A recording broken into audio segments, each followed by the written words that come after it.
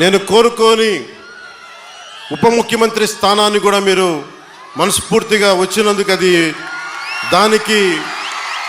ఆ విజయాన్ని మీకే అంకితం చేస్తున్నాను. ఎమ్మెల్యేగా గెలిపించారు. మీరు ఇచ్చిన స్ఫూర్తిని తీసుకొని పిఠాపురంలోనే పవన్ కళ్యాణ్ని గెలిపించాలి అంటే జనసేన ఉన్న ప్రతి చోట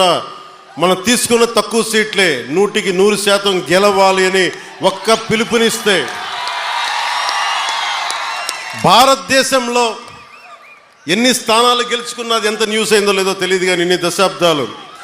21 సీట్లు పోటీ, మన అసెంబ్లీ స్థానాలు, 2 పార్లమెంట్లు, 23 స్థానాలకి 23 స్థానాలు 100% స్ట్రైకింగ్ రేట్ 100% గెలుచుకోగలిగామంటే